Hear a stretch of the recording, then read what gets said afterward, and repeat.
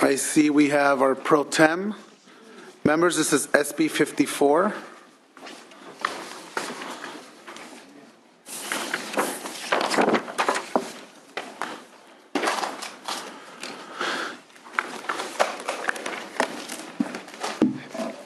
Senator De León, the floor is yours. Thank you very much. Good morning, Mr. Chair, as well as Madam Vice Chair, and to the members.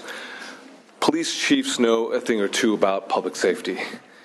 Many think that President Trump's plan to have local police officers assist immigration and customs enforcement agents in his mass deportation plan is a bad idea. I have introduced SB 54, the California Values Act, to prevent state and local law enforcement agencies from acting as deputies of ICE. It's not a matter of ideology. It's a matter of common sense.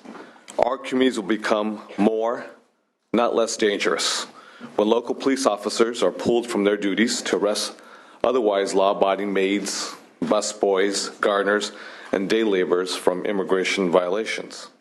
The Trump administration has launched a new and broad federal mass deportation plan that targets nearly 3 million immigrants here in California. The linchpin to the program is enlisting local law enforcement in the crackdown. Undocumented immigrants will lose trust in local police. Crimes will go unreported for fear of deportation. Criminals will roam free to victimize others. Bottom line is we will all be at risk.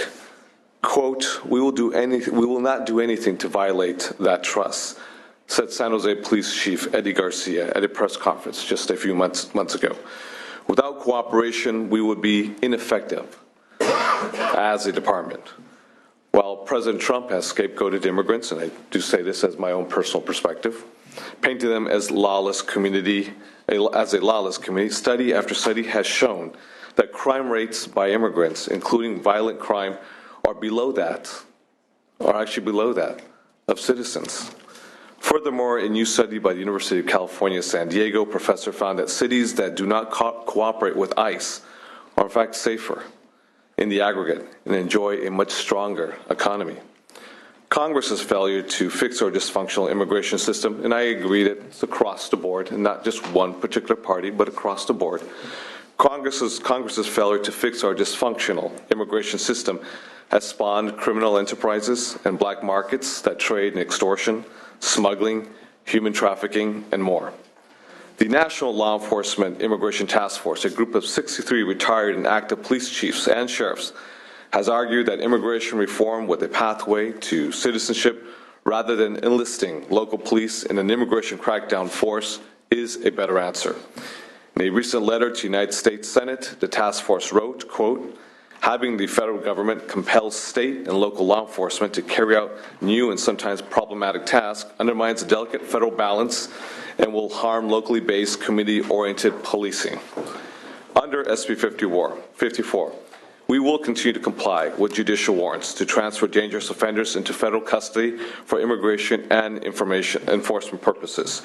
New amendments to my bill direct state prisons and sheriffs to notify the federal government prior to the release of violent felons from custody, giving ICE ample time to pick up the criminals they claim to be prioritizing. Nobody wants dangerous criminals in our communities. And President Trump has said he only intends to deport the quote-unquote bad hombres. But the actions of his administration tells us something different. Headlines from across the nation tell of arrests and deportations of folks who could hardly be described as dangerous. A grandmother from San Diego, a father in Los Angeles dropping off his daughter at school, dreamers. A victim of domestic violence who was taken out of a courtroom. A young mother, age of 26, with a brain tumor, who was taken out of her hospital bed. Expect many, many more stories. Now, we can't control the Trump administration. We can, however, control how California spends its precious tax dollars. This shouldn't go to support an immoral deportation machine that will deplete the very workforce and source of innovation that has helped make our state's economy the 6th largest in the world. With that, Mr. Chair, as well as Madam Vice Chair, I respectfully ask for a bipartisan aye vote. Thank you, Senator De León. We're going to have 3 members, 3 witnesses in support. However you guys organize yourselves.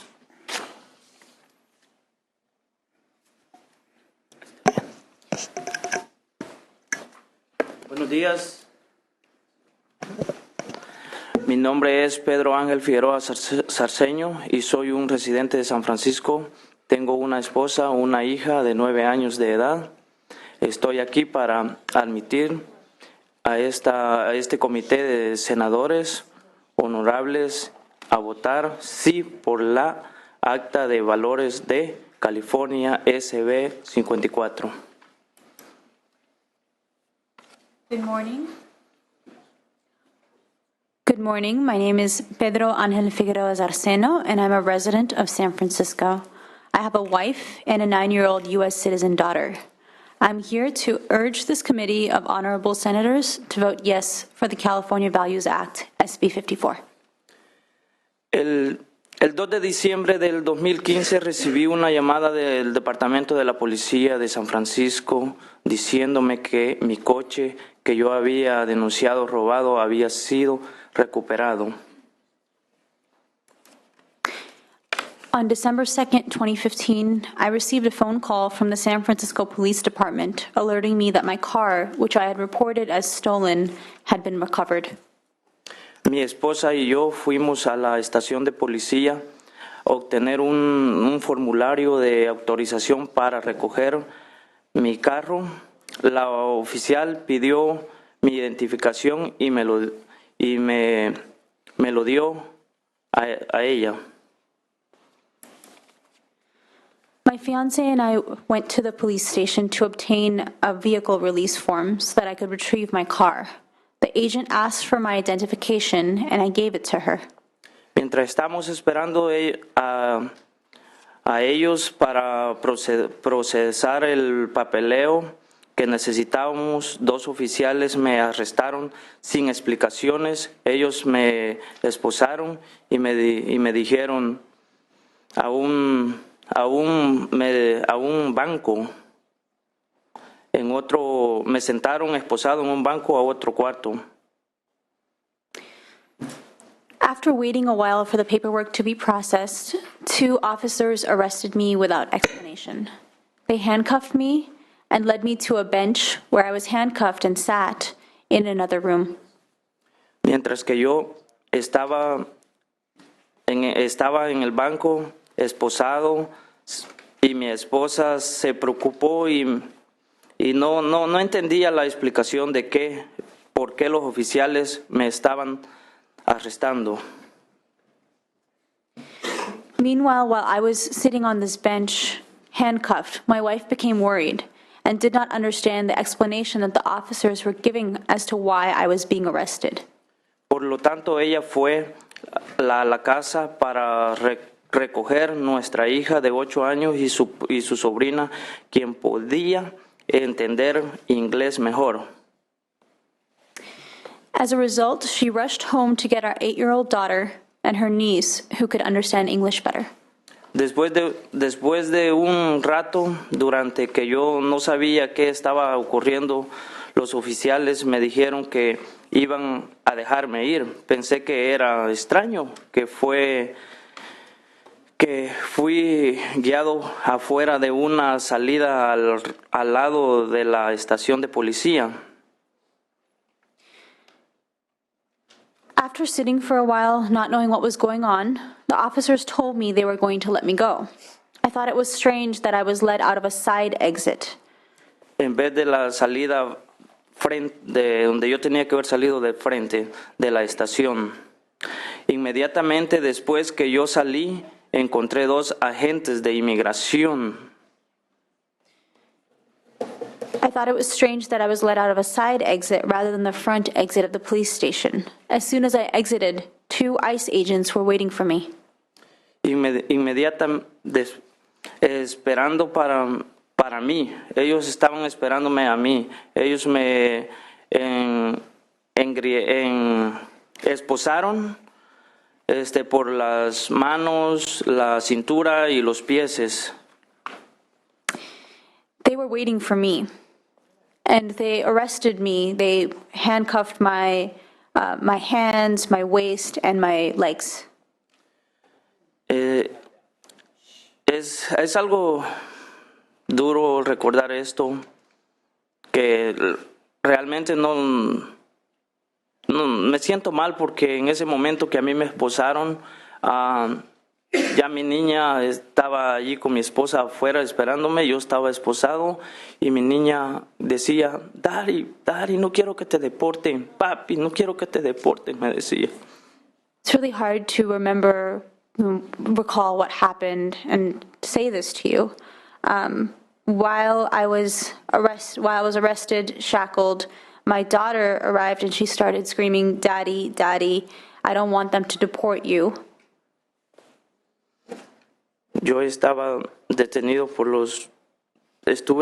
por 2 meses. Fue muy duro estar separado de mi familia, especialmente durante la Navidad. Yo estaba muy preocupado sobre si iba a ser permitido quedarme aquí o con ellos. I was detained for 2 months. It was really hard being separated from my family, especially during Christmas. I was very worried about whether or not I'd be able to stay with my family in this country.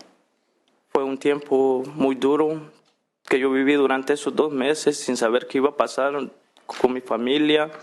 Y es algo que tengo bien grabado en mi mente, que ya lo que pasó, ya lo viví, pero de corazón pido que nos apoyen y nos ayuden.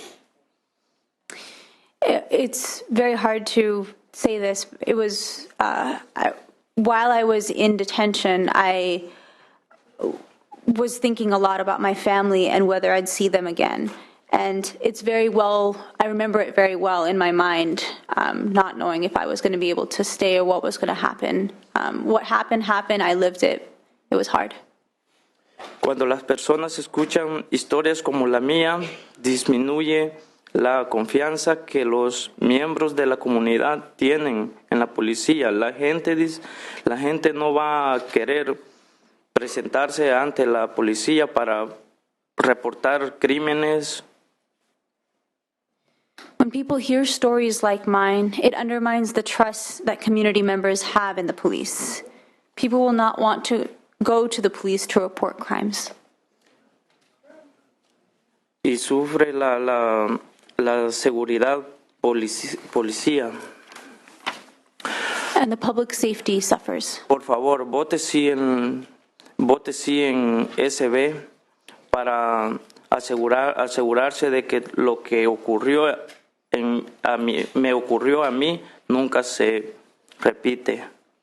Please vote yes on this Senate bill to make sure that what happened to me doesn't happen to anyone else. Nunca se repita a otra persona. La policía local no debe ser involucrada con inmigración. I want to make sure this doesn't happen to anyone again. Local police should not be involved in immigration. Separa familias y se crea miedo en las comunidades de inmigrantes. Gracias por escucharme. It separates families and creates fear in immigrant communities. Thank you for hearing my story. Muchas gracias. Thank you. Next witness in support. Good morning. My name is Angela Chan. I'm the Policy Director and a Senior Staff Attorney at Advancing Justice Asian Law Caucus, a civil rights organization based in San Francisco with affiliates throughout the country, including in Los Angeles. I'm here today to urge passage of the California Values Act, SB 54, authored by the Pro Tem of the Senate, Kevin De León. With about 28% of the country's undocumented population, which is estimated to be 2.5 to 3 million in California alone, our state stands to be one of the hardest hit by the new administration's anticipated inhumane anti-immigrant policies, which you've already seen a glimpse of through their several executive orders attacking immigrants. At the same time, California is poised to lead the country in fighting back against mass deportations because of groundwork laid by many years of state organizing by immigrant communities and immigrant rights organizations, such as those who helped pass the Trust Act and the Truth Act over the past few years, many of whom are in the room today in strong support of this bill. The California Values Act will keep our communities from being torn apart. It'll keep families such as Pedro's from being torn apart. It'll protect due process rights. It'll reduce fear in our communities. And it also will make sure we don't use state and local resources to fuel mass deportations and also to burden local resources. In particular, the bill contains the following key provisions. First, state and local law enforcement agencies, along with school police, would not be allowed to engage in immigration enforcement with some exceptions. No state or local law enforcement will be allowed to detain or transfer any person for deportation without a warrant. There's also a federal case law that supports this since it's a due process constitutional violation to do these things. No state or local resources will be used to investigate, detain, detect, report, or arrest persons purely for immigration purposes. Secondly, the bill would also create safe spaces. It would require that California schools, hospitals, and courthouses remain safe and accessible to all California residents, regardless of immigration status. Each agency would be required to establish and make public policies, model policies, that limit immigration enforcement to the fullest extent possible under federal and state law. This bill would save us local and state resources because it costs a lot of money to engage in Trump's deportation machine. We'll fight, we'll resist, and we'll protect our communities against mass deportation. We look forward to working with all of you here to protect California, to protect our residents, and to make sure that our residents are not in fear because of a broken immigration system that does not allow many people in California who contribute immensely to this economy and to this large community to remain here and to feel safe. California is ready to lead the charge, and we want to really encourage you and support you in voting yes for the California Values Act, SB 54, today. Thank you. Thank you. Additional witnesses in support, please come forward. My name is Carol Rogers. I'm a U.S. citizen and voter in Elk Grove, California, and I rise in support. Hi, Tim Valderrama with the Weideman Group on behalf of Next Gen Climate in support. Eddie Moreno on behalf of Sierra Club California in support. Sylvia Solis Shaw on behalf of the Board of Supervisors for the City and County of San Francisco, as well as the California Faculty Association, in strong support. Thank you, Mr. Chair and members. Tristan Brown of the California Federation of Teachers, proud to support this bill. Thanks. Michael Radigan on behalf of the Board of Supervisors, Santa Clara County, in support. Good morning, Khadija Alam Javed with the Advancement Project, proud to support this bill. Bruce Palmer, Sacramento Jewish Community Relations Council, in support. Patricia Sturdivant, National Council of Jewish Women, Sacramento section, a community that well knows the consequences of otherizing members of our community, in strong support. Renee Bayardo, SEIU California, in strong support. Laura Parr on behalf of Students Matter, in strong support. Jody Hicks on behalf of Planned Parenthood Affiliates of California, in support. Caitlin Vega for the California Labor Federation, here in support.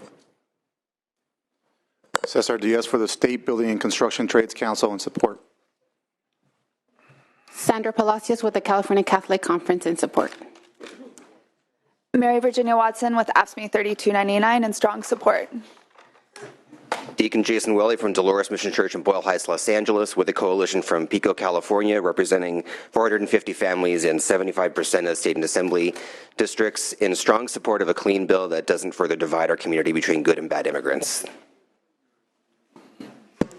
Hello, my name is Jacqueline Aguilar. I'm a community organizer with Placer People of Faith Together, an alliance with Pico National Network, and strongly support of this bill.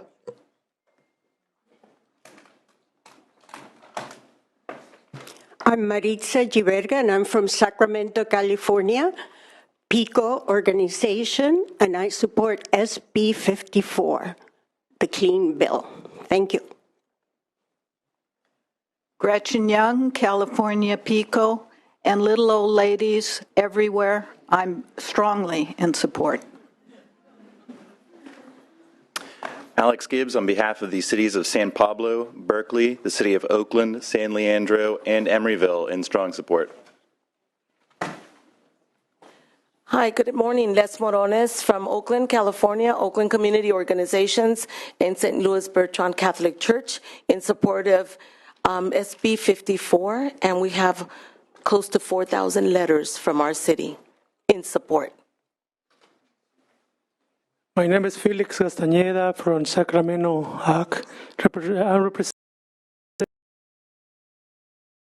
to the Sacramento community, and I support 254. Gabriel Garcia with the Southeast Asian Resource Action Center in support. Christopher Sanchez with Chirla, the Coalition for Humane Immigrant Rights, in strong support. My name is Angie Knoll. I'm from Oakland, Pico, Oakland, and a member of Imani Community Church. As a person of faith, I believe this legislation is important and am strongly in support in its original version. Good morning. My name is Aurelio Peña.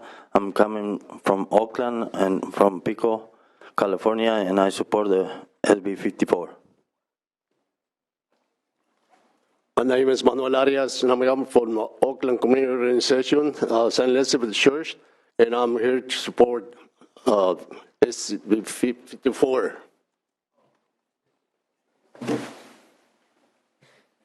Joe Michael for Equality California in support. Maya Ingram from the ACLU of California in support, also extending the support of MALDEF, the Mexican American Legal Defense and Education Fund, which is also in support. Christine Smith, California Partnership to End Domestic Violence, in support. Caitlin Bellis of Public Counsel in Los Angeles, in support. Yanina Casillas with the Council on American Islamic Relations, the nation's largest Muslim civil rights group, and strongly in support of SB 54. Myra Alvarez on behalf of Cal State LA University and School of Social Work, strongly support this bill. Isabel Esparza, on behalf of Cal State LA School of Social Work, strongly in support of SB 54. Joanna Mesa, from Los Angeles, California, and support of SB 54. Good morning, Reina Sotelo here on behalf of Cal State ULA, Masters in Social Work students. I support this bill not only because I, as a daughter of an immigrant Mexican mother, have experienced similar situations as this gentleman just spoke about, and also as a social worker who represents a lot of our clients who are vulnerable and are afraid to speak up and receive some of our resources that we have to offer into our communities. So let me make sure you're in support, right? Hannah Hughes Clark, UCLA Social Work, in support. Tina Ahmed, I'm from Los Angeles. I'm a former public school teacher and social worker, and I'm in support. Rosalina Gaspar, Los Angeles, Cal State Los Angeles as well. I'm a student and a social worker in support. Caitlin Medina, UCLA, MSW, Masters of Social Welfare, in support. Gabriela Mel Peralta, undocumented student, master's student at Cal State LA. Robin Pomeranke with Asian Americans Advancing Justice, ALC, in strong support. Rhonda Rios-Kravitz, CEO of Alianza and Immigrant Rights Group and Dean Emeritus of Sacramento City College, and strongly support. Jim Lindberg on behalf of the Friends Committee on Legislation of California, in support. Carol Bergen, retired California public school teacher with ACLU and PICO, in strong support. Sarah Bador, on behalf of Clergy and Laity United for Economic Justice in Los Angeles, we give our support for SB 54. Allison Delgado with East Bay Agency for Children in Oakland, and we give our strong support. Jess Laird on behalf of the East Bay Young Democrats and the California Sanctuary Advocates, in strong support. Paula Serrano Cardenas, in strong support SB 54 as a social worker and student of Cal State East Bay MSW. Ariane Katz from the County of Napa, social worker in support. Sabrina Word from Solano County, Masters of Social Work, student from San Jose State, in strong support. Andrew Antwi on behalf of Los Angeles Mayor Eric Garcetti, we support.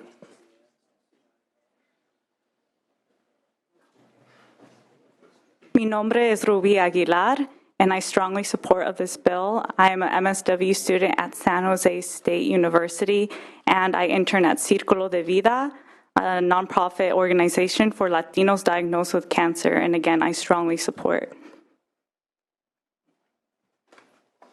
Good morning. My name is Guillermo Rodriguez, and I'm from Salinas, California, and I'm a Master of Social Work student at CSU Monterey Bay, and I'm also a parent of an immigrant child. Thank you. I'm in support. Good morning. My name is Jackie Smith, and I'm a student at California State University of Monterey Bay. I'm a Master of Social Worker student, and I'm in strong support of this bill, and so is my Department of Social Work and Master of Social Workers Student Association. So please pass this bill.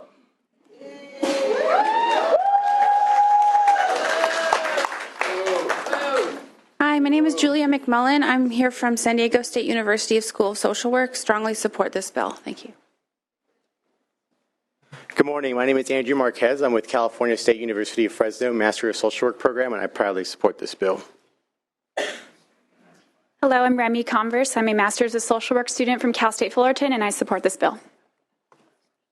Good morning. Kana Tesford from City of Tustin, Master of Social Work student from Cal State Fullerton, and I strongly support this bill. Jacob Fraker, undergraduate at San Jose State University School of Social Work, and also the NASW South Bay unit, strongly in support of this bill.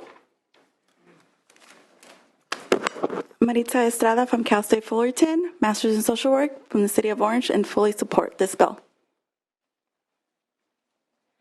Jessica Fernandez, Master of Social Work from Cal State Fullerton, strongly support SB 54. Janice Kwan from San Francisco, California, in support. Good morning. My name is Cassandra Jablonski. I'm a resident of Laguna Beach, California, and a constituent of Orange County representatives on this committee today. I am here as a student of social work from Cal State Long Beach, as well as with the National Association of Social Workers, in strong support of this bill. Hello, my name is Taylor Hughes, and I'm a student of social work as well through Cal State Fullerton, and I support this bill. Hello, my name is Sharon Santos. I'm a resident of Alameda County and an MSW student at San Francisco State, Title 4E, and I am in extremely strong support of this bill. Good morning. My name is Sarah Ryan. I'm a Master's in Social Work student at Cal State Fullerton, and I strongly support this bill. Hello, my name is Robert Rodriguez. I'm a resident from Orange County, and I'm currently a Master's of Social Work student at Cal State Fullerton, and I strongly support this bill. Thank you. Hi, my name is Yvette Tillman. I'm an MSW student intern at Amended, Los Angeles. I represent unaccompanied minors who are traumatized by immigration and ICE, and I strongly support this bill. Thank you. Witnesses in opposition, please come forward. We can leave space for...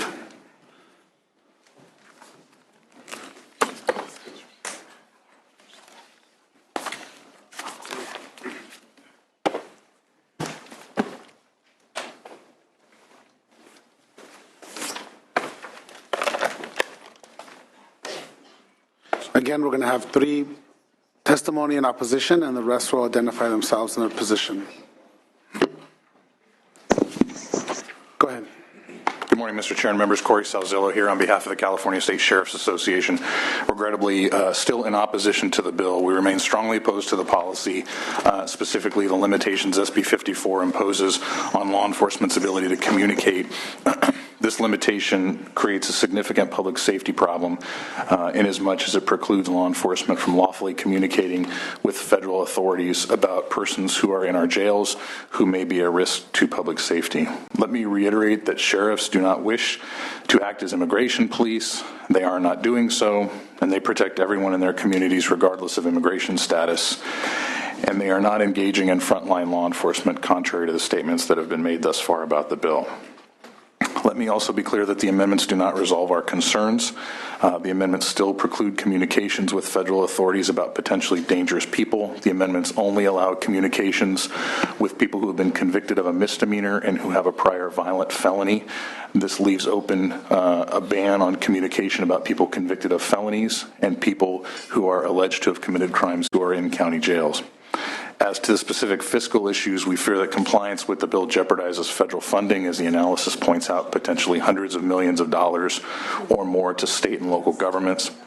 The bill also creates a severe economic impact on the counties that have lawful contracts with the federal government to house ICE detainees. And as the analysis points out, this bill potentially creates liability for the state for impairing those contracts. Again, sheriffs do not wish to engage in frontline immigration law enforcement, but this bill makes significant concerns clear about how we can engage with our federal partners. The fiscal impacts are clear. The policy impacts are just as concerning. And for those significant policy and fiscal impacts, we're respectfully opposed to the bill. Thank you. Additional witnesses in opposition. My name is Lupe Ostolia Morfin Moreno. My father was a Mexican, bracero. My mother was a Tejana, or is a Tejana. And I'm here representing my sister, Angie Morfin, whose son was murdered a block away from my mother's home 25 years ago. I don't think he was the first victim, but we're the first families to speak out in the state of California. And I also am representing the angel mothers whose children have been slaughtered and murdered in our communities, especially cities like Salinas, California, and Santa Ana, California. Salinas, an unofficial sanctuary city.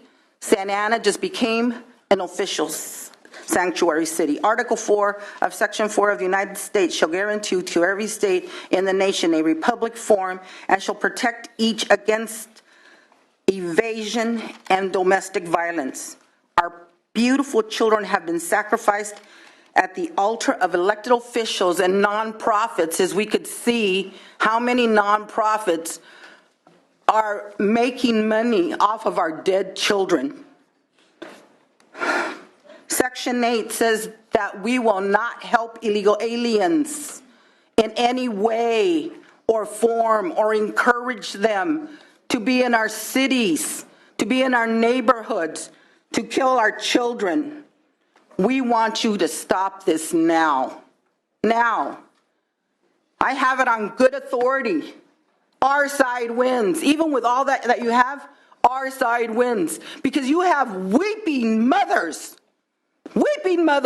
not only in California, but throughout the United States now. It's not here, it's everywhere now. Stop trying to blare the difference between illegal and legal.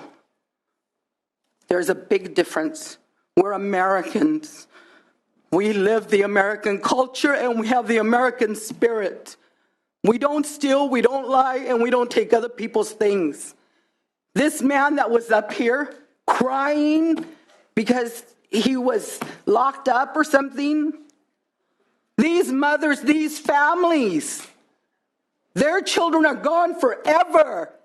They're buried throughout California and the United States.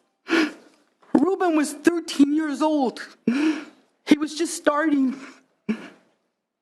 And a man grabbed him and blew out his brains.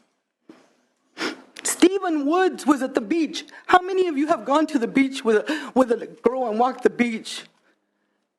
And he was surrounded, and he had a paint roller plunged through his brain. 17 years old, Jamil Shaw, a dream of playing football. And he doesn't play. His dad, I'm sorry, but I have wept with these families.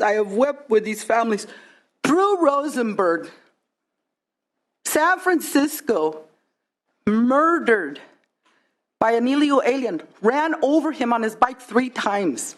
3 times. But guess what? His dad was a liberal. And guess what? Now he's fighting all this mess that you guys have gotten us to. Eric Cepeda, hit by an illegal alien that was here illegally, driving illegally, and working illegally.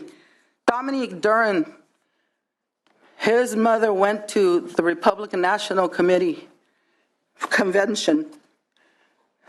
David Marsh, he was shot, a deputy sheriff in Los Angeles.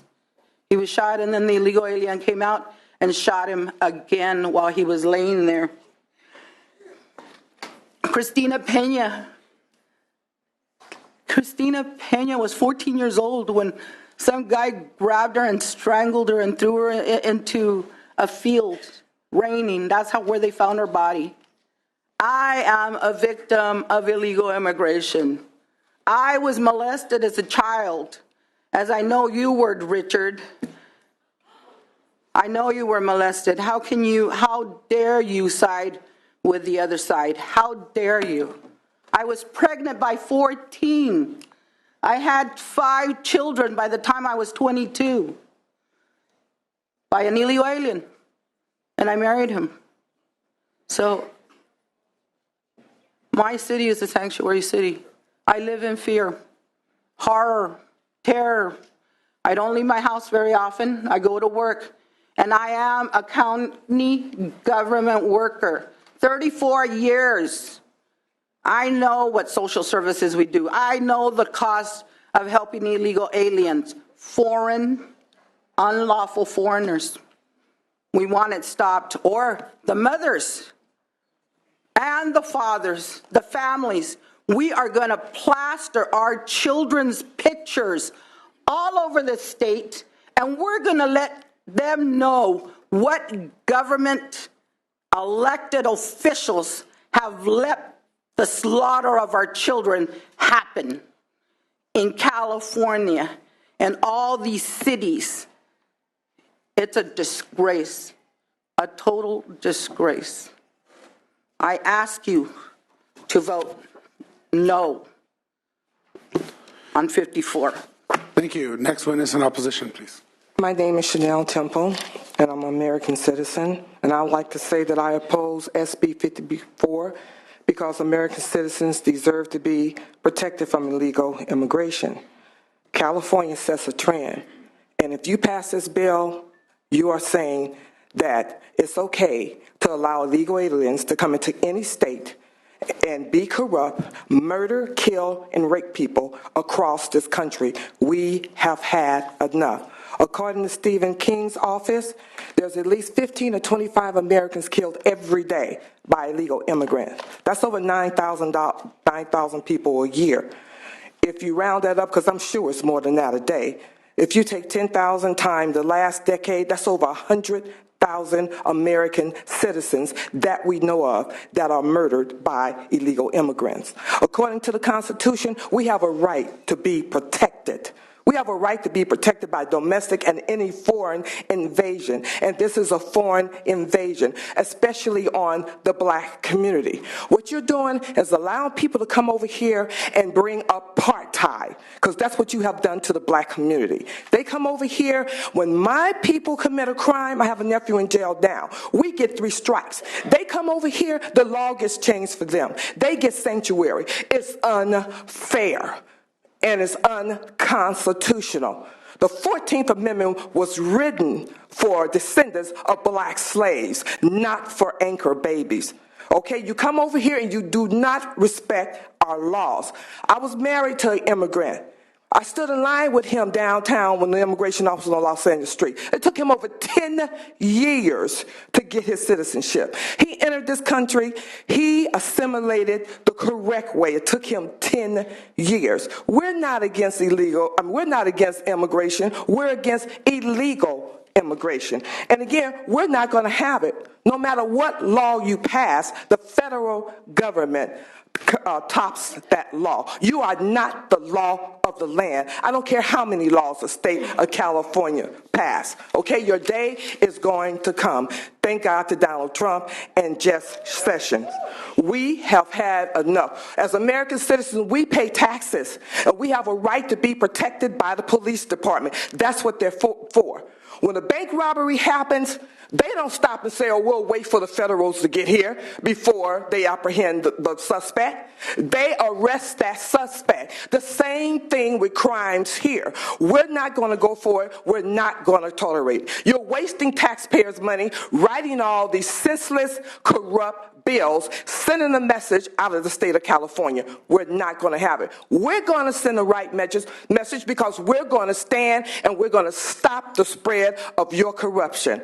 We're not going to have apartheid. You're not going to bring apartheid to the state. We're not going to have two laws. We have one rule of law, and that's the Constitution of the United States. Not one law for American citizens and one law for legal immigration. We're not going to have it. I know we said 3 in opposition, but I know that somebody from the Orange County Sheriff's Department wanted to give some fiscal notes. Go ahead. Thank you. Thank you, Mr. Chairman. My name is Ray Grangoff, and I'm here on behalf of Orange County Sheriff Sandra Hutchins. One thing the sheriff does want to make clear, and it's a message she's been working to reiterate over these past few months, is that the Orange County Sheriff's Department does not enforce immigration law as we patrol neighborhoods and respond to calls for service.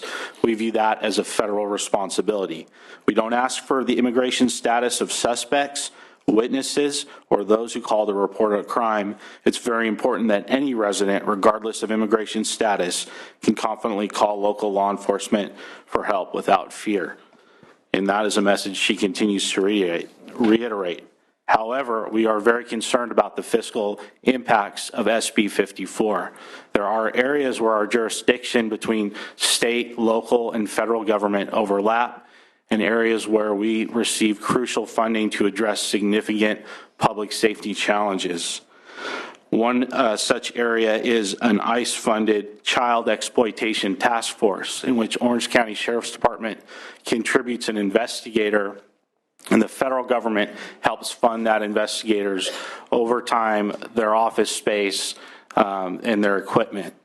That child exploitation task force has caught numerous individuals that exploit our children.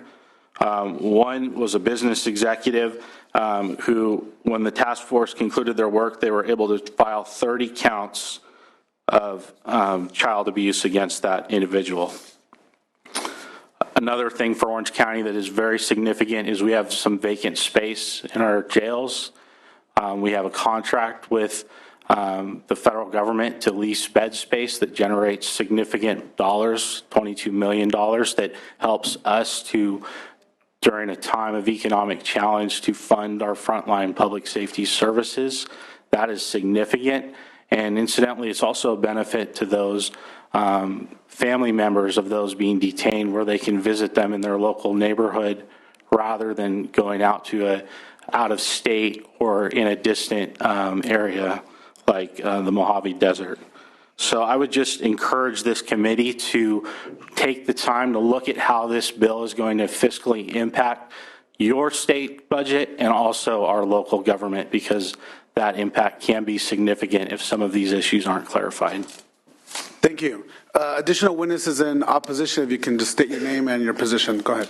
Mr. Chair, members, Pro Tem Sean Rundle with the California Peace Officers Association, absorbing the fiscal impacts of the latest amendments across the profession, but remain opposed on policy grounds at this time. Thank you. My name is Jim Bills. I'm a U.S. Navy veteran. I'm a 30-year AFL-CIO member, union member, and I'm a local Union 246 member out of Fresno, California. And I am seriously opposed to this bill. It stinks. Thank you. I am Dee Dee Ramella. I'm an American Indian, and I oppose SB 54.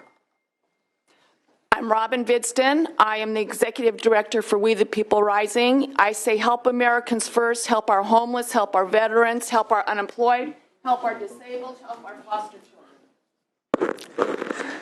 Hi, I'm David Rodriguez from Save Our State.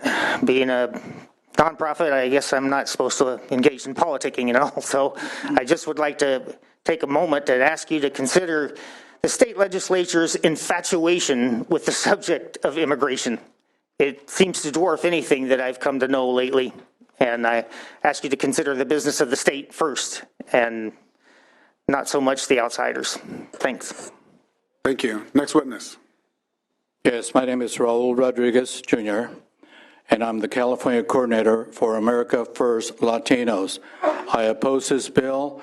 Perhaps you might want to change the name of the bill to the California Lawless Act, because that's what you're doing. You're allowing illegals to get into our country illegally and violate our Constitution.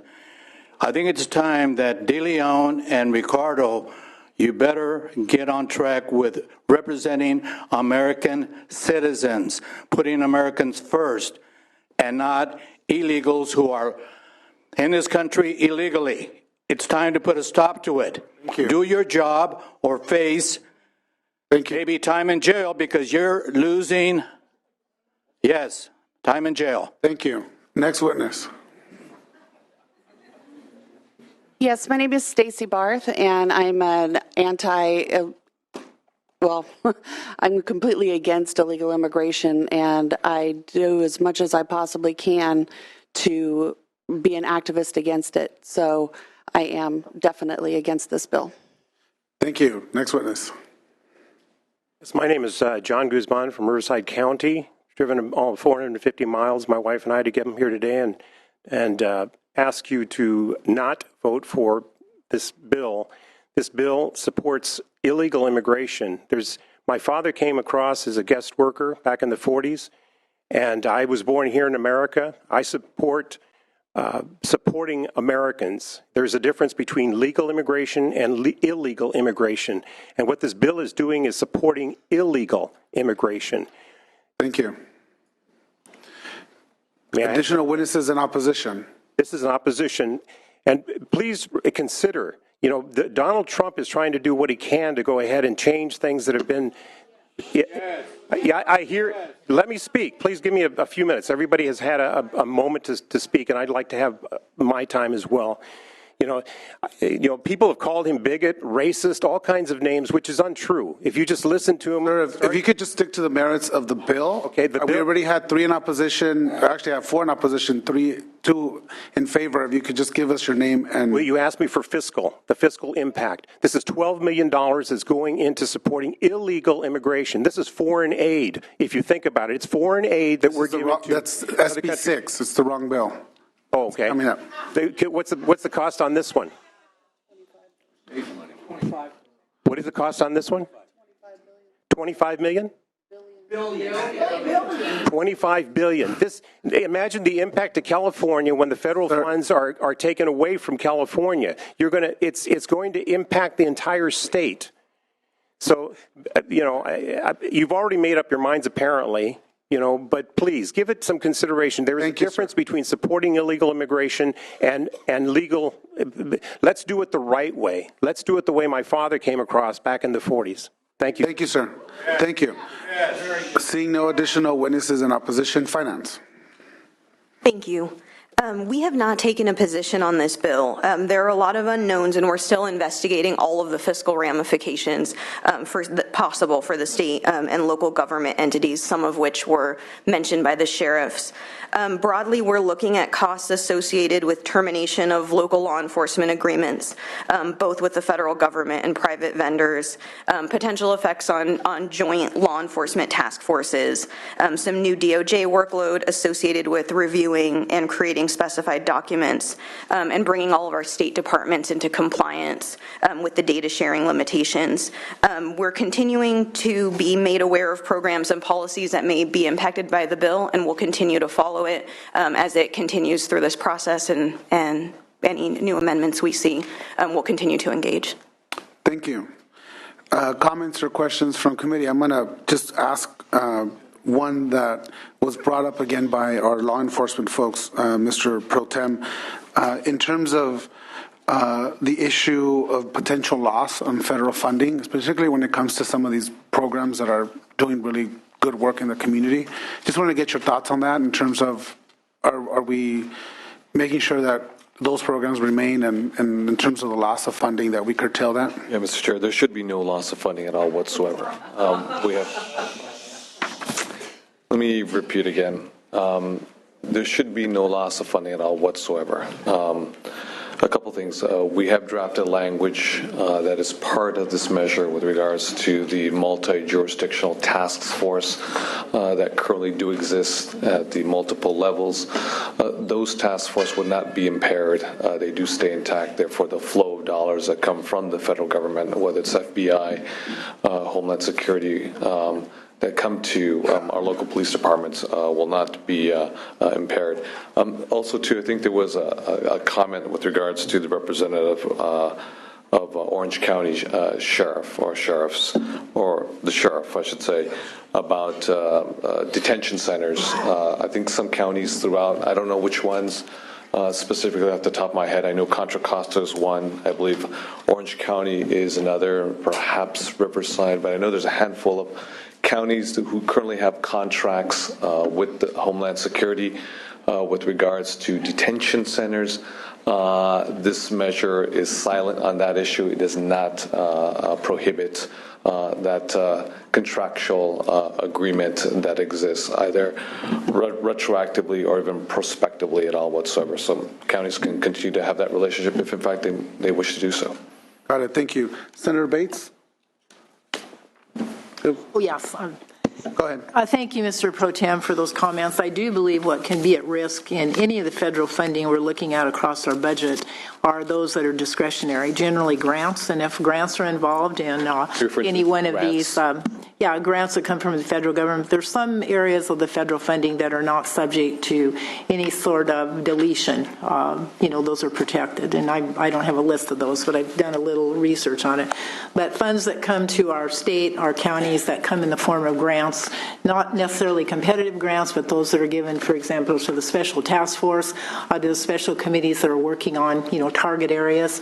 That's what we need to ensure that the language in the bill would exempt those from this, not being able to have any communication. Certainly our detention centers, and I was part of that, by the way, when that was set up in Orange County, was vital to saving the public safety budget that actually affects how many cities we have. At least, I think it's 17 or 18 cities in the county of Orange are contract cities with the sheriff. We've done some amazing work in terms of targeting the low-level, high-level crimes because we've been able to put more deputies in our community policing. Madam Vice Chair, you're referring to the detention centers. Yes, and I'm referring to the income that comes, the resource that comes from the federal government to ensure that we have, especially during volatile budget times, we have the funds to continue to fund those contracts with our local communities. And that has been increasing the number of deputies that are available for community policing to put on our campuses to actually intercept the development of gangs in North and South County. So all of those things, we need to be very, I think, strategic in our language that it is not going to be affected by this bill. Another thing that's, I know that you have... May I speak to that issue through the chair, Madam Vice Chair? Let me just reiterate again, because it's a similar question to what the chair had asked me. I had actually offered the issue of the detention centers. This measure does not prohibit, curtail, impair in no form, way, or shape, in the slightest, any contractual obligations that counties may have with regards to detention centers, retroactively or prospectively. I just want to be very clear about that. So the relationship that your county has currently with ICE would be unimpaired. Yeah, I think we're still struggling with where that language is. So subsequent to this hearing, I think just making it very clear. I'll find it for you. Yeah, that'd be great. Secondly, the issue regarding the felonies, the violent felonies, and the exemption of those from inclusion in the ability to discuss with ISA.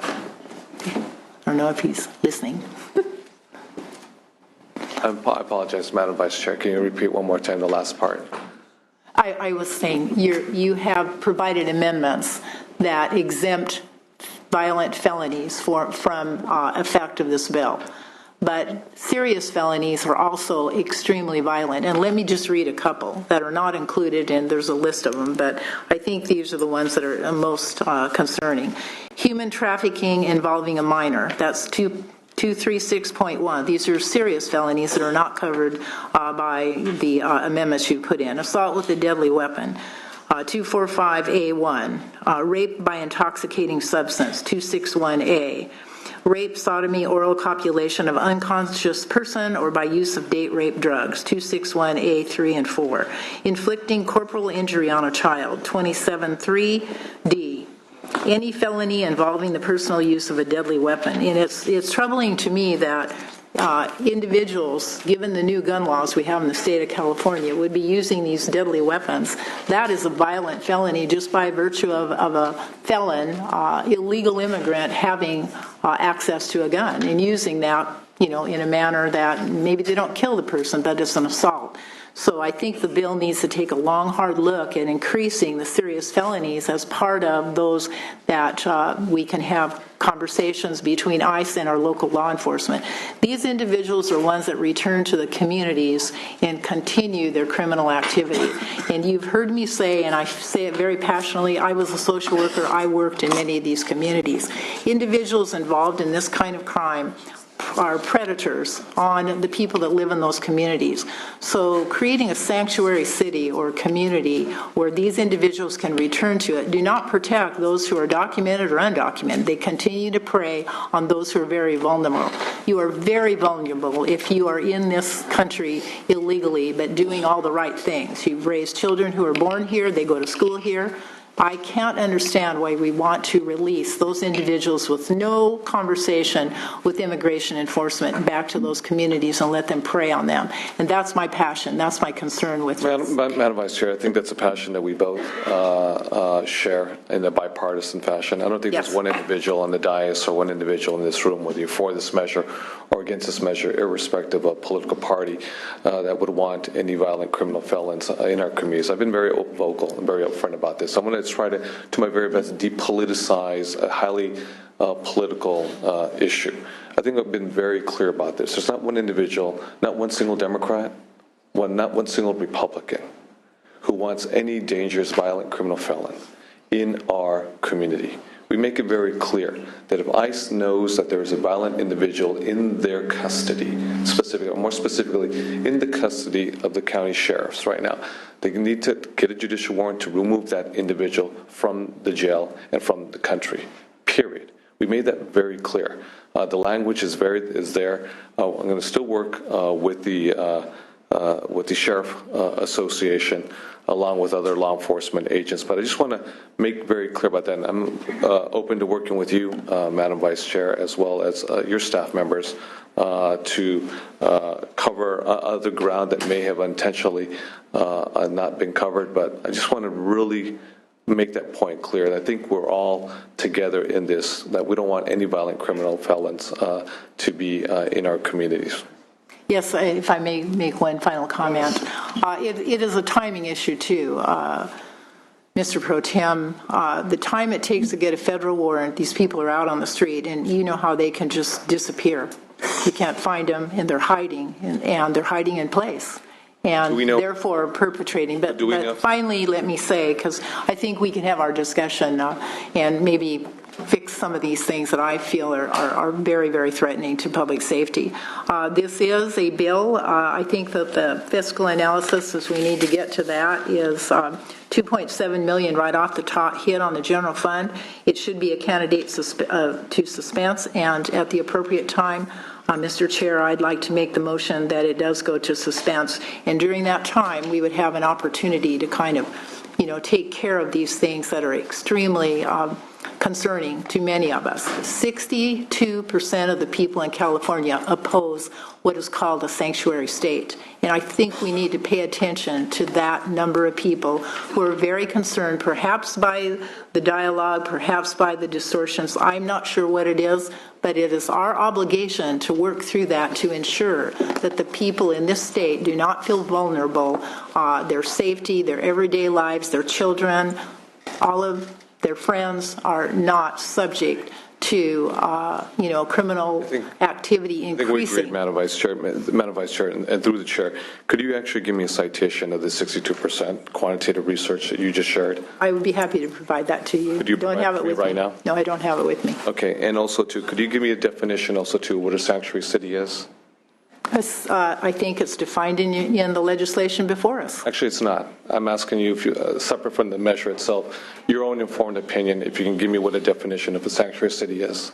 I believe a sanctuary city allows people who are illegally in this country, in that community, to continue to live there without going through the proper legal process to become legal residents, green card holders, or citizens of this country. And if there's any failure over the last 10 years, bipartisan failure, by the way, we do not have significant immigration reform so that the individual gentleman who is sitting here, that was a very, very passionate and tragic story, didn't have a route immediately to follow to get a green card legal residence. So he was not subject to the kind of intimidation that goes on from the very people in his community committing crimes. And he was reporting one, right? So he needs a path. We all need a path so we can live, I think, in a society that respects the law of the land called the Constitution. So, Madam Vice Chair, I think through the chair, again, I think that where we can find common ground with each other, and I think that you were very reasonable with regards to recognizing the current dysfunctional state that we have with our immigration laws at the federal level. There's no question about it across the spectrum, Democrats as well as Republicans, to deal with this issue. The first part of the question, the former part of the question with regards to what a definition of a sanctuary city is, and we won't get into it right now, but that's wherein lies the problem. You have your own definition of what a sanctuary city is that belongs to Ms. Bates herself personally, and everyone has sort of their own definitions of what sanctuary cities are. This is not a sanctuary city measure or a sanctuary state measure. There's so much I can do with regards to the press and how they will title it or define it or characterize it, but that's wherein lies, I think, one of the vexing problems that we have is, aside from the politics of what a so-called sanctuary city is or state is, and I do appreciate your feedback. I take it very seriously as well, Madam Vice Chair, and I continue to look forward to working with you. Thank you, Senator De León. Senator Bell.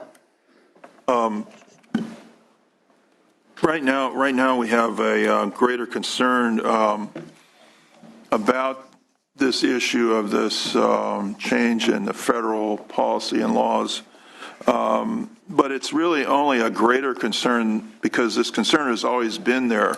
There's always been a concern about costs that have been imposed upon state and local government due to federal immigration policies that they've had over the years. The only reason we're talking about it now more is because the proposed policies, without having logical discussion with the state and local governments, have imposed a lot of costs, that we have a significant amount of costs and an unknown amount of costs. And the reason I'm raising this is because as a member of the Board of Supervisors in Santa Clara County, and we have actually 4 members of the Appropriations Committee here that previously served on the county boards of supervisors, we have received information from county governments saying that the new policies are imposing cost on the judicial system. They will impose cost on the child welfare system, the healthcare system, the county jails, as we talked about, other law enforcement costs. Those costs have never been quantified. They've never been imposed. Many counties are trying to figure out what those costs are. They're trying to figure out. But when they look at it, the more they look at it, the more they're finding, well, this is going to have a domino effect on expenditures, and the cost on the counties, of course, is then going to come imposed. They're going to come to the state, and of course, we've been asking the federal government to pay for these costs for some time on immigration enforcement, but they have never fully reimburse the state government or the local governments. So I think in terms of this particular bill, we're not changing. Can you reflect on that, the fact that we don't really know what the costs are?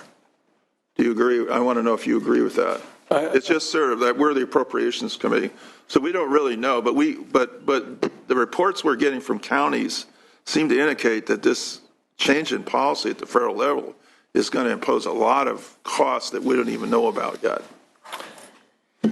Senator Bell, I do agree. I think there's a lot of unreported costs right now that we're paying from our general fund, both local and state tax dollars. For example, I can tell you that we have spent an estimated, get the figure right here. We have, for SCOM, Secure Communities, when it was fully intact, California's taxpayers spent $65 million. $65 million that came out of the pocket of taxpayers of California to help ICE at the county level with deportations. We have not gotten that money reimbursed back to the state of California. So there are significant costs from the taxpayers of California to enforce immigration law. All we're saying is this, is we want ICE to do their job. And obviously ICE is going to do their job. But you don't use local tax dollars and state tax dollars to enforce immigration law. That's why we have a federal government and a federal general fund budget. They enforce their laws, and they will use their tax dollars, so they will use the dollars from the general fund. So it cost us $65 million that we had to pay from our general fund to help ICE agents. The police chief of San Jose said that enforcing all these requirements would take away time from our very limited department, which is really significantly reduced from where it was when I was on the city council in San Jose. And it would delay response time, it would delay investigations of crimes. Has that been looked at in other, has the state or the federal government looked at the cost of law enforcement from the enforcement of the penal code in California with this new federal standard that they're imposing on us?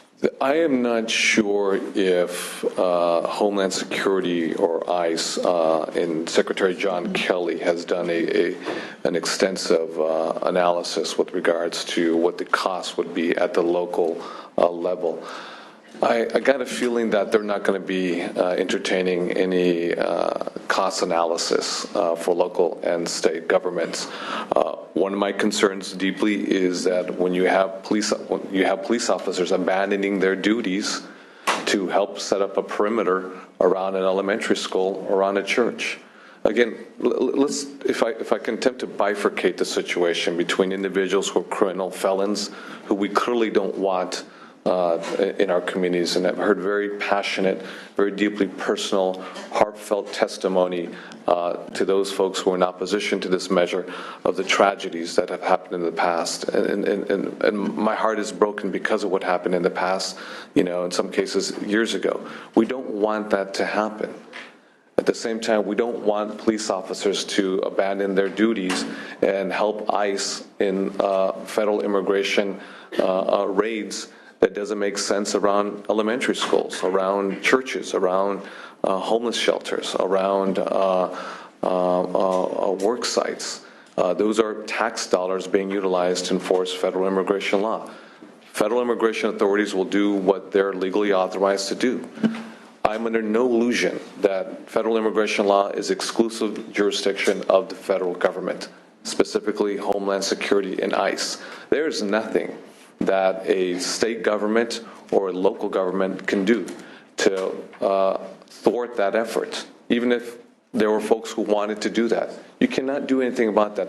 A woman here made a very good point in terms of federal law. In this case, immigration law will trump, no pun intended in this case, local local and state law. She is correct in that sense. And we are not creating immigration law here. They have exclusive jurisdiction over that. We don't. We're trying to make sure that our local tax dollars are not being utilized as an extension of that effort. Thank you. Senator Nielsen. Please, I remind the committee, no clapping. Go ahead, Senator Nielsen. Thank you, Mr. Chairman, and thank you for your indulgence allowing the representative of the Sheriff's Department of Orange County an additional witness there, too, and I appreciate that. And to the pro tem, I know how strongly you feel about this, my friend. I know how strong you feel. And I know that you're amenable to some changes. I would really require some very big changes before I could ever support this. As to the detention centers, they are around. That's good. But if those detention center officials cannot communicate with ICE, they're going to be immobilized. There won't be anything that happens. Could you, they have to have that communication to run the detention center. Nielsen, those detention centers that are exclusive to immigrants who are suspected of being illegally in the country, there is collaboration and cooperation in those detention centers with ICE agents. I would understand your concern completely and wholly, that if those detention centers, those specific ones that you're referring to, where there's a contractual obligation with Homeland Security and ICE, there is a free flow of information between the local and federal governments. Those, I don't know off the top of my head how many detention centers we have up and down the state of California, but I do know we have Contra Costa, Orange County. Perhaps staff would know off the top of their head more specifically if they have it at their disposal, but there is communication. I would understand completely if communication was cut off completely with the detention centers. It would be nonsensical. I would understand completely. That's not the case. Could you put an amendment here then that expressly notes that the detention centers can communicate with ICE and expressed consent in the bill? Then that would absolutely protect them. There could be no ambiguity, which I think there is now. Is there ambiguity? Could you point that to me, Mr. Nielsen? I'll be open to having an open discussion. Well, I don't think I could ever get to yes, but the point is, I think it's worthy of consideration because I don't see anything here. We want to be careful because if you can never get to yes, I don't want to be in a position to negotiate agaagainst myself. Yes, you bet. You just showed your cards right now. No, well, no, and I'm being honest with you. You know me. Senator, I'm always up front. No, I know, and you know how much affection for you, Mr. Nielsen, as a senior member, of this August Senate body. We've always have been on not always, but on the majority of times on opposing sides, but we've always had a tremendous amount of respect for each other and the comedy that we've. Complimentary on my part, Senator, for sure. The task forces, that's another big issue. Having task forces in law enforcement, absolutely critical to them doing their jobs. And I believe that this most assuredly will interfere with the task forces doing their jobs, having that kind of communication, for example, with the federal government. Could you give me comfort that that won't happen? I've spoken with the chief of Medrano, who's the chief of the police association, and the issue of the task force dealing with human trafficking, dealing with drug smuggling, dealing with black markets, very critical issues. We have language in the measure. I would ask you to look at it. I can find out where specifically the provision is, which page and paragraph, that speaks to that issue right there, where it's not impaired. Well, because we want those task force to exist. We see the value in those task force at the local, state, and federal level. And if I may, through the chair. Hold on a second. If she wants to have a response, I'm okay with that. Go ahead. Thank you, Chair. So I just want to point out the specific provision. It is Part C here of 7284.6, and what it allows is for local law enforcement to participate in joint task force operations, so long as there is some oversight and transparency for the Attorney General's office, and so long as it's the purpose of these joint task force is criminal law enforcement. Well, it would appear to me that there's a section here that does say shall not do the following: use of department monies for facilities, property, equipment, personnel to investigate, interrogate, detain, detect, or arrest. That seems to me like that's going to affect a site like a detention center. Not this particular provision. This joint task force provision does, I think, address the concerns you've laid out. Well, through the chair, Mr. Nielsen, maybe I can help. On page 6, if you look at page 6, line 37, I think that speaks to your concern. The page 6, line 37, with regards to what you're referring to specifically is joint law enforcement task force agencies. Well, I underlined it, Senator, and this says in participating in a task force so long as the purpose of the task force is not immigration enforcement. So there you have it.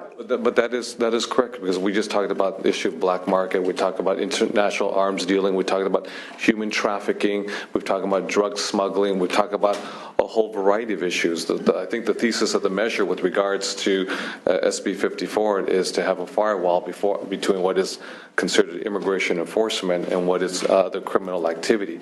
We don't want criminal activity to exist. We don't want criminal activity to continue. ICE agents, federal agents, will do their job, which is to enforce federal immigration laws, whether people concur or not concur on the issue of enforcing immigration law. I'm under no illusion. That's what they do, and that's what they will continue to do. Republican president or Democratic president, that's what they will continue to do. So those task force, we do lay it out here, they stay intact. Well, I guess I disagree. I think it's definitely going to impede these. There's provision in here that talks about the sheriff may notify the FBI as schedule release of a prisoner of a person provided no local law or policy prohibits the sharing of information. Okay, that's the key provision. It says that you're enabled to communicate. That's section 43058, and it says that no law enforcement or policy prohibits the sharing of information with the FBI, but it says it has the qualifier that no local law or policy prohibits the sharing. So if there's a sanctuary city, that's all they need to do, that they can withhold, because they're a sanctuary city. That's what that says, I think. A little hour behind you. It says, provided that no local law or policy, which would be a local ordinance, for example, or policy prohibits the sharing of information. If a local says you can't share, you can't share. They rule. In other words, a local government can overrule the federal government, the ICE. It would appear here, it says no local law or policy prohibits. That, to me, needs attention. That's a glaring problem, I think. Well, if you point that out, like the section right there, I'll go over it. I'm more than happy to go over the provision with you. Obviously, this is one thing that for you is important, Senator Nielsen, and if you can refer to me what page and which section, I'd be more than happy. I won't do it, obviously, in real time. No, we'll get it to you. But I'll be more than happy. We'll make sure we have it highlighted here as well. So okay. And just a couple more, Mr. Chairman, of all, this is really unclear. Long ago, and I tried unsuccessfully in years as chairman of the Board of Prison Terms to get the reconciliation of 1192.7 and 667.5. You're going to help us with those. They're very different lists, if you will. They are different lists, and that contributes one of the problems that Senator Bates outlined with this particular provision, because people who are dangerous can be in that net, will not be in that net to be reported on. And that's of great concern. And then the sharing of information relates also to the criminal histories of individuals. That is a very fundamental tool in predicting future criminality. What did they do before? And that also concerns me that you're not going to be able to get that information to law enforcement.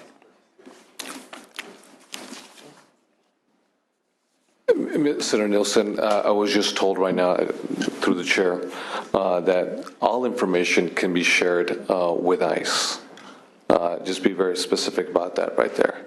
Except related to immigration. And what I'll do is I will share that information. The one thing that's really important to know through the chair, so this is a really important clarification. The FBI has all information through any arrest, and they share that with ICE. So say, for example, you represent Chico, wonderful college town, wonderful town, Cal State University's Chico. If you're having too much of a good time and you are arrested, when you're arrested, you're fingerprinted. Those fingerprints go straight to the FBI. If someone's driving and it's a DUI and you're held and you're actually fingerprinted, those go to the FBI. So whether you're a U.S.-born citizen, whether you're a legal permanent resident, whether you're a naturalized citizen, whether you're undocumented, upon arrest, all that information, that data is sent to the FBI. The FBI in turn shares that information through the fingerprints with ICE agents. So ICE agents know specifically in Homeland Security which counties have who specifically. That's a fact. That's a fact right there. So ICE agents actually know who are in the county jails. It's ultimately up to ICE agents themselves to make their own determination if they're going to go and pick someone up and ask and request a judicial warrant. They have that right to do so. No one can prevent them from doing so. Yeah. Well, one of the problems we have now with our new sentencing scheme and things like 57, a lot of people are getting released and nobody knows.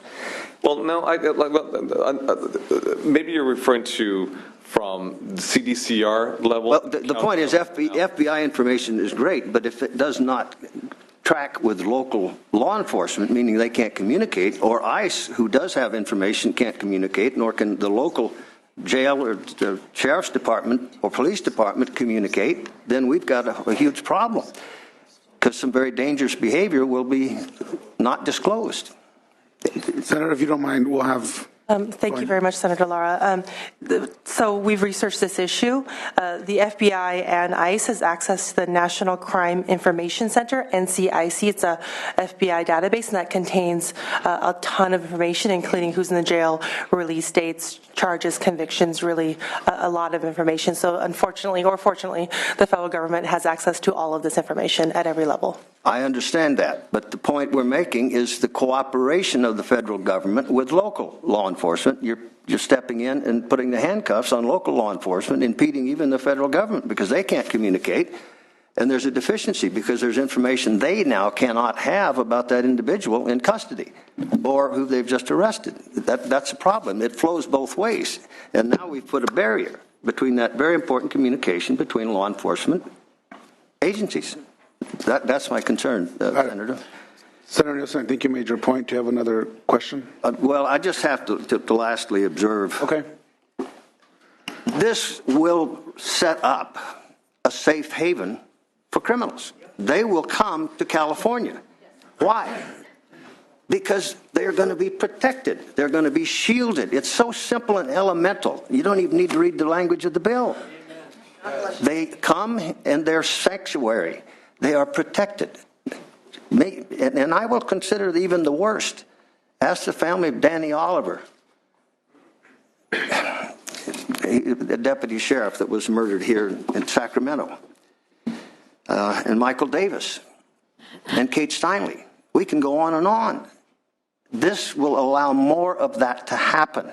And we will have a haven where criminals come to California, and you're going to not only you're going to get a free ride with the sanctuary cities in terms of our new sentencing. You do a burglary second, you walk out the door with the summons, and you never come back. Well, enough said. Thank you for your cooperation, Senator, and communicating and maybe entertaining some ideas that I've talked about, which I would follow up with you on. Thank you, Senator Nielsen. Senator Bradford.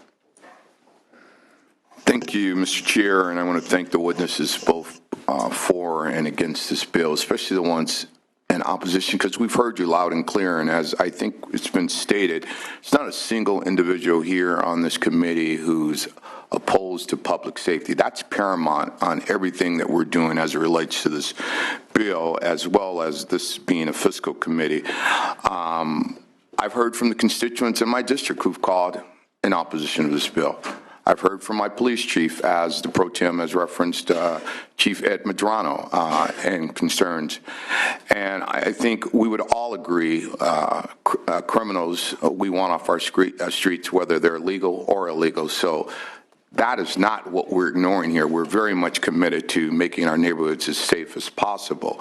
But I think we would all agree that mass deportation is not the answer and not the way to address the criminal situation. In many ways, it creates a revolving door, because once they're deported, they come back over here. So I think we're trying to address those concerns that Senator Nielsen has mentioned as it relates to the safety and the communication between all agencies. I want to thank the author for the amendments that were taken last week, I think, to address some of those public safety concerns that have been mentioned. I think it shows your commitment to work with law enforcement to address some of those sticking points, and I think it's something that we will continue to work as this bill moves forward. But I think we need to understand that public safety is our paramount concern. And as a fiscal additive, I think if we start deporting parents and leaving children behind, they become wards of the state. They fall within our foster care, and that adds additional costs to California. So those are things that we're trying to safeguard as well. So I continue to work with the author. And when we talk about sanctuary cities, I mean, it's clear we're not clear on what that definition is or what a true sanctuary city is. So at some point, I look forward to our discussion, Mr. Pro Tem, too, on how do we address that in our communities as we define sanctuary cities. Sure. Thank you very much, Senator Bradford, and through the chair. Sort of similar to the discussion with Madam Vice Chair, the term sanctuary city, sanctuary state, it's very nebulous because it's very vague and undefined. And the reason why I say this is that for folks on the far right, it is a very loaded political term. For the folks on the left, it may be a little misleading. This is just my perspective, because I do believe it's a misnomer. There is no such thing as an invisible force shield. And if you call yourself a sanctuary city, just like, for example, the city of Santa Ana in Orange County just recently, if you call yourself a sanctuary city, you created this invisible force shield. And as a result, you remember when we used to play tag, and someone would sort of designate what would base be, would be the tree, or would be a lamppost of some sort. And as long as you get to the lamppost, you're scot-free. No one can touch you. That's not the case in a sanctuary city or county, whether it's San Francisco or Santa Ana, for example. If you're undocumented in the United States of America, you can be detained by ICE and eventually deported from the country. That's a reality. This bill will not prevent that. This bill does not create this invisible force shield. It would be misleading to all individuals. This bill would also, would never have prevented the tragic deaths that have taken place. This measure would never have prevented it as well, too. This case has been brought up continuously on the issue with regards to the tragic passing of Kate Steinle in the city and county of San Francisco. She was the suspect in question was detained and deported on 5 occasions. On 5 occasions. So he was not held by ICE. In fact, he was given up by ICE to the county authorities of San Francisco. To me, that's tantamount to criminal dumping. That is criminal dumping. Because ICE agents failed in their job. Because he was deported 5 times. And they actually gave him up to the authorities of San Francisco. That's called criminal dumping. And that is the responsibility of the federal government, not the city or county or state officials right there. So this is a measure that would never have prevented these deaths. It's unfortunate, but it is a result, and I do agree with Senator Bates, is that we still don't have this immigration reform, border security, as well as a pathway to normalizing your status. You've been here 20, 30 years in this country, and this is how it erupts in our communities throughout the state, throughout the country. And some states are dealing with this in very different ways. You go to Alabama, they're dealing with it in a much dramatically different way than they are here in California. But again, sanctuary city is a misnomer. It doesn't exist. It means different things to different people. It's more symbolic in nature for the right. It's more symbolic in nature for the left. That's why I don't use the word sanctuary city at all, because I know it doesn't exist. Thank you. Senator Hill. Thank you, Mr. Chair, and thank you, Mr. Pro Tem, for really your leadership on this issue and your authorship of this bill. I think it's something, when we look at cost, we're talking about, I believe, hundreds of millions of dollars that the state of California and our local jurisdictions, our local counties that many of us have come from, will save, will not have to spend. There was just an example last week I heard, and I'm trying to remember the county, where someone was being released. They notified ICE of the release, and they were going to come and pick them up on a certain day. A week later, they still hadn't picked up that particular person at the expense of that county during that entire period of time. No reimbursement, no money back to the county. It will cost a lot of money that could be spent on all of the other things and priorities that California has that we're struggling with. So I think this is, and I think it's important that this be an urgency bill. I think it's necessary that we take some action and move this forward and implement it as quickly as possible so that we can start seeing the benefits of it. I appreciate the issue and knowing the amendments that you worked with the Sheriff's Association and others in the end of last week. I appreciate that, and I know your commitment in your comments before, equally what Senator Bates was referring to, the issue of how do we define those violent felonies? How do we do that? That to me, I think, is crucial, that we can get to some place where we all are comfortable that those who are notified of are actually people that we don't want in our community and under any circumstance. So I know you're willing to work with them on that further to see if we can come to that sweet spot, that there's an agreement where everyone would be happy with it. And the other part that in the bill, you mentioned notifying the federal government. The bill says that the local jurisdictions, and it does specifically say state prison, would local jurisdictions, local jails be authorized under this bill to notify? The bill states FBI. Is ICE part of that, or how would that work? It clearly states FBI, not ICE, as notification by state prisons, but would it also allow, and here it just says state prison, would it allow counties to also notify? There's two parts to that amendment. The one is CDCR, our state correctional facilities, where the federal government will be notified 60 days prior to the release of that individual. 2 months gives the federal authorities plenty of time, if in fact they wish to do so, to be there as a welcoming party upon the release of the prison facilities. With regards to local government and specifically counties, we allow that provision to be part of the communication between the counties and the federal government. It would be up to the sheriffs it's optional. So it's up to the sheriffs to want to exercise that option if in fact they wish to do so. I got a suspicion that almost every sheriff will exercise that option. And it's to notify ICE or the FBI? The federal government, yes, that is correct, yes. The FBI. Let me get that real quick. So I want to be very clear and specific. No, and could it just say? Gotcha. It is to the FBI. The FBI has agreements with Homeland Security and with ICE, so they work together with each other. They notify FBI, and the FBI notifies ICE. Okay, we'll check on that. But so I appreciate your willingness, and as we move this forward, and I hope we do today, that we'll be able to kind of hone in on that definition of what that violent felony is. And the one thing too is perhaps, those who oppose the measure, and I would say Madam Vice Chair, as well as Senator Nielsen, and to any folks in the audience, as well as staff members too.